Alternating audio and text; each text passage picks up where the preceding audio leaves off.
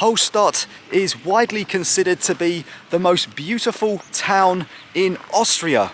Every day an excess of 10,000 tourists visit the town, and when the population is only 800 people, that is a lot of tourism. Well, today I am going to be one of those tourists. I'm currently at a train station in a place called Bad Goisern, and I am fixing to catch a train in about 5 minutes. It's going to take me 20 minutes down the track. We're then going to jump on a boat and we're going to head across to the town itself to find out if it is still worth the hype. Let's go.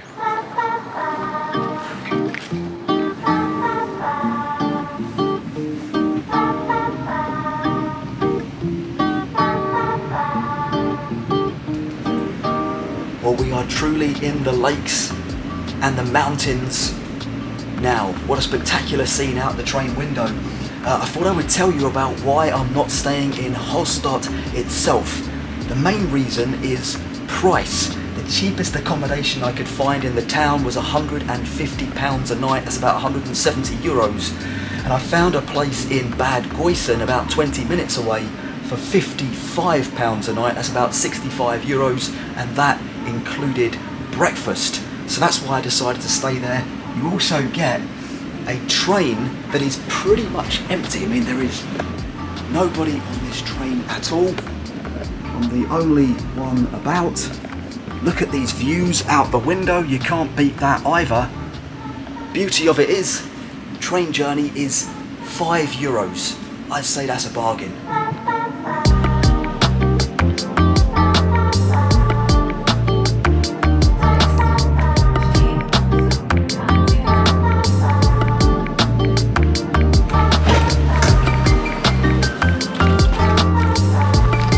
Welcome to the train station. Now we've got to catch a boat. We'll see how much it costs. One of the main draws of coming to this town, by the way, is the famous postcard shot of the old town and the church and the mountains. We're going to try and find that viewpoint. First of all, we've got to get across to the other side of the lake. So I'm guessing we walk down this pathway here and then we head over in that direction. I've got a little map here. Thought I would show you exactly what I've done. So I am staying in Bad Goisern, and I've caught the train all the way up to Hallstatt station, and then the boat leaves here, arrives there. This is a lake, of course, and these are the incredible mountains around it. This is where I'm heading to, and I think the boat is currently coming across the waters. If I zoom in, you can probably see it over there. I think it's heading over here to pick us up. There is a boat at 9 o'clock. The time now is 8:51. I love the snow, but I'm hoping it clears up during the day so we get a glimpse of some of these high-rise mountains of the Austrian Alps.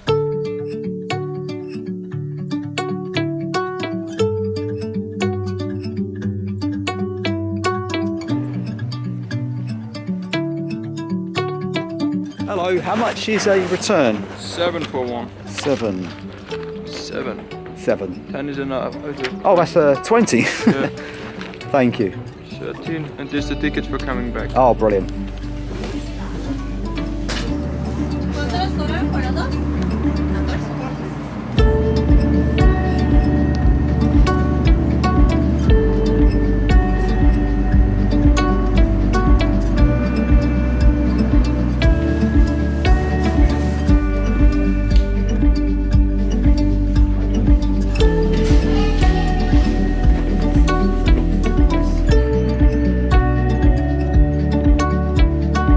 On my way to the first stop, and it is going to be the place that I think brings most people here to Hallstatt, including me.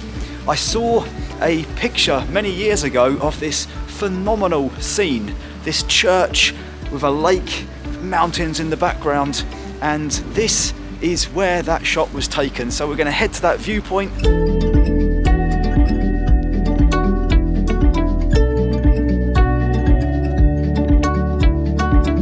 Now tell me, have you seen this viewpoint before? I'll bet you have, just like I have before I visited. It is a magnificent place to look over the old town of Hallstatt, the Protestant church there in the background. We've got the snowy mountains of the Austrian Alps, the lake. The whole place looks like a winter wonderland. Let me just show you what I am seeing here at the viewpoint. So we've actually got some residential houses and properties up there, maybe some hotels, but lovely buildings, no doubt about it. And the street here is just always busy with people coming down and having a look at the viewpoint.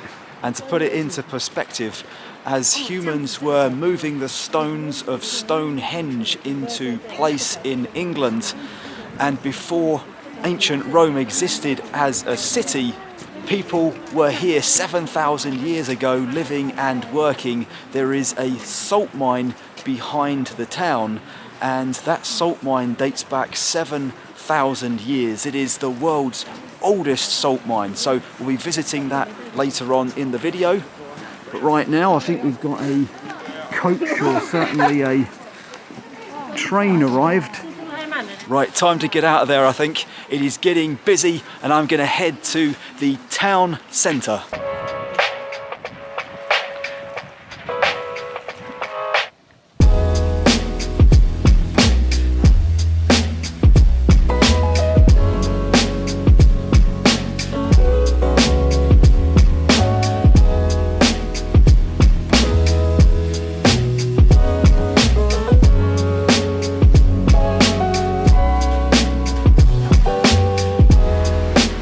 Gotta say, as you walk around the old town and in the centre, everywhere you look is just a picture.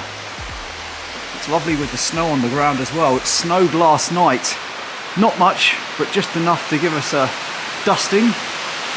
There is some kind of wooden bridge here with a canal that heads down from the mountains, I guess delivering fresh drinking water to the village. There's the waterfall in there. We're going to go through the tunnel though, and we're going to try and find that main town square. And I think just around the corner here we're going to see that main square that I've been looking for. Look at these lovely buildings surrounding it. Lovely wooden effects, balconies up there, different colours, decorations.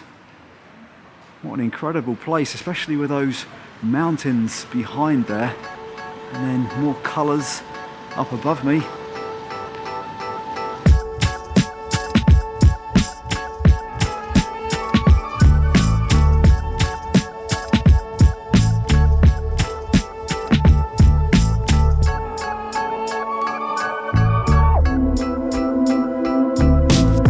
Even though there have been people living here for thousands of years, the market rights of the town weren't granted until 1311. They were granted by Queen Elizabeth at the time, and I wonder if the market would have historically been held in this square. It certainly befits a market.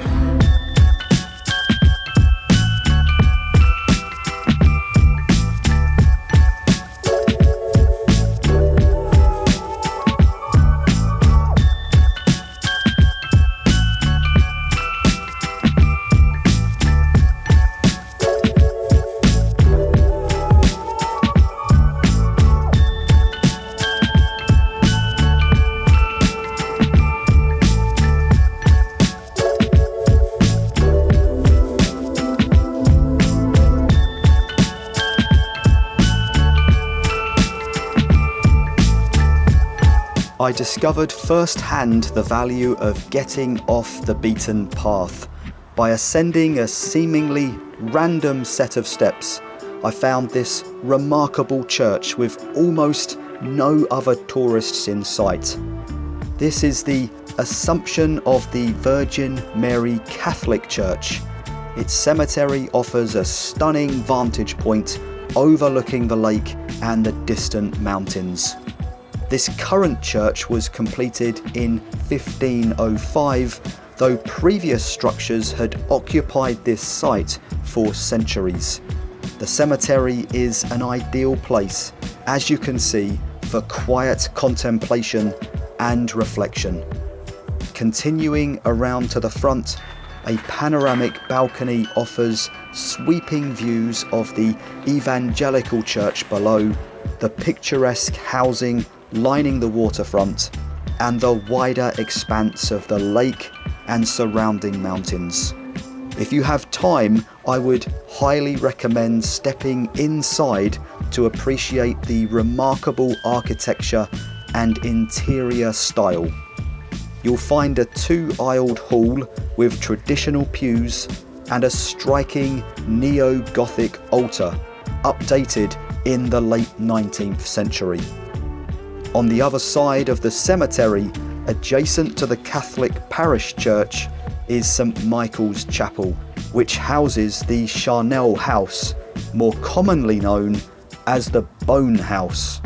Historically, burial plots in the cemetery were rented, and when the rental payments ceased over time, the bones were exhumed and the burial site was reused.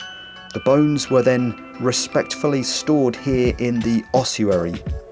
During the 19th century, it became common practice to preserve the identity of the deceased by adding decorative paintings and inscriptions directly onto the skull.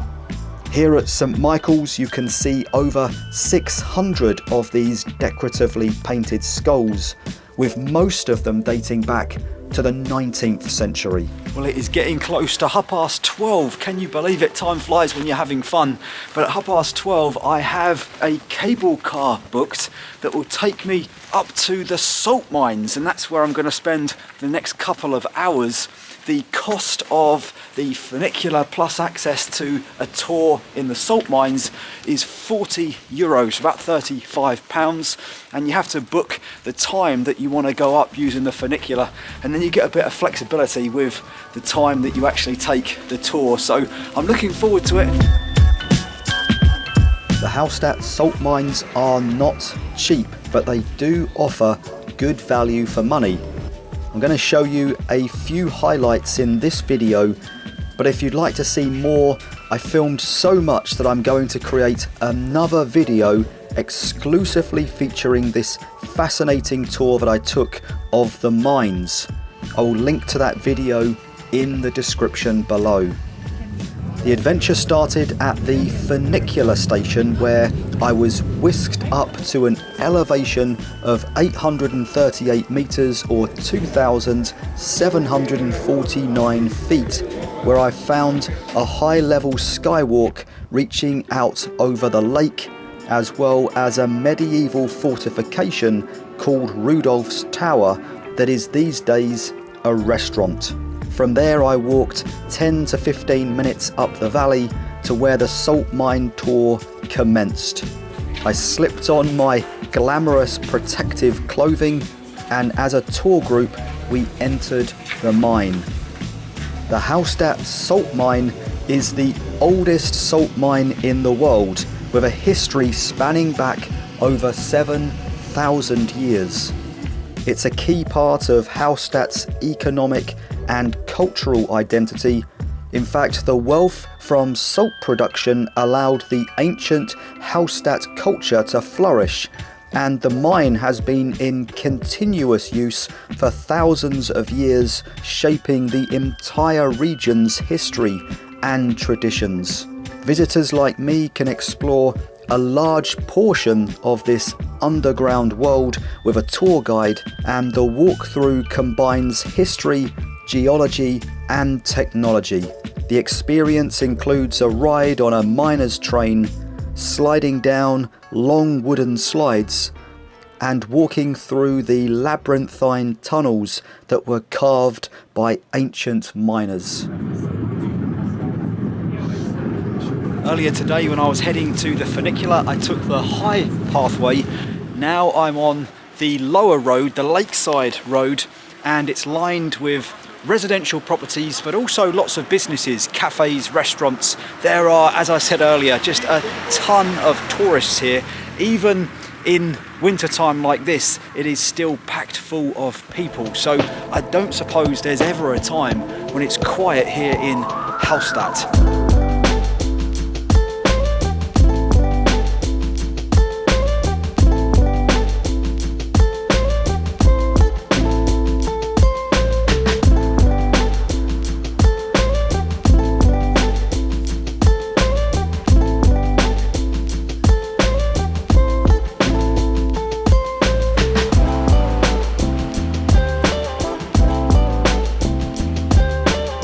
Well, I have got to admit, I thought it would be a little more happening down here in the old market square, but it's really, really quiet. And I guess that's a reflection on the type of tourism that Hallstatt tends to get. The vast majority of people that come here, probably 90% I would say, are day tourists like myself. There is capacity, there are hotels, there is accommodation, but there's only so much. And because what rooms and hotels there are likely full up most of the time, it does tend to push the price up.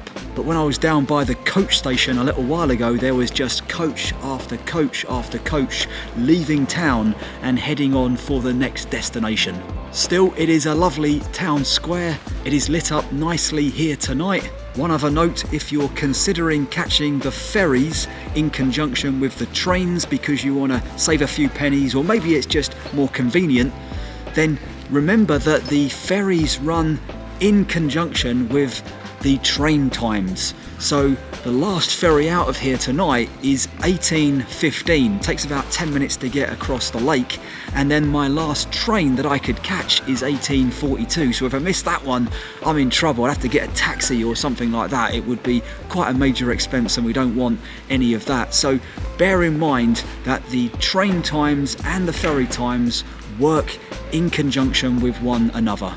Right, I think I'm going to take one final walk around the square, just admire some of the architecture and colours, the buildings, and then I'm going to head back to the ferry station and begin that journey back to Bad Goisern.